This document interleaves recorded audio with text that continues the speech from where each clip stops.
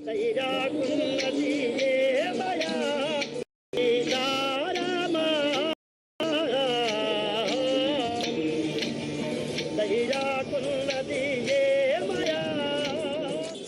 రంగ హరి హరిలో రంగ హరి అమా దీక్షాందే హరిలో రంగ హరి హరి హరిలో రంగ హరి హరిలో రంగ హరిలో రంగ హరి హరి హరిలో రంగ హరి హరిలో రంగ హరి హరి హరిలో రంగ హరి హరిలో రంగ హరి హరి.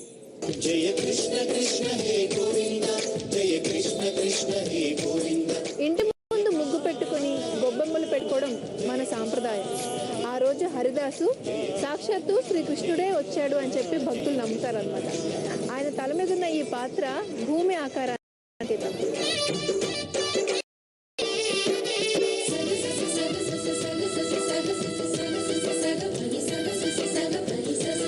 మీరు హరిదాసు వేషం ఎందుకు వేస్తారండి? భారతీయ సంస్కృతి చాలా గొప్పది.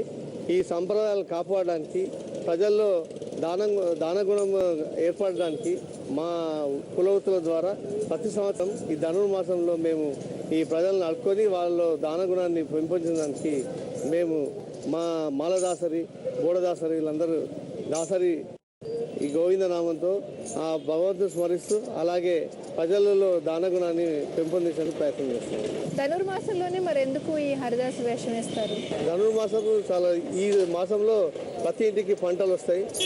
పంటలతో పాడి పంటలతోటి ఇల్లులన్నీ క్షేమంగా ఉండాలని కోరుకుంటాం.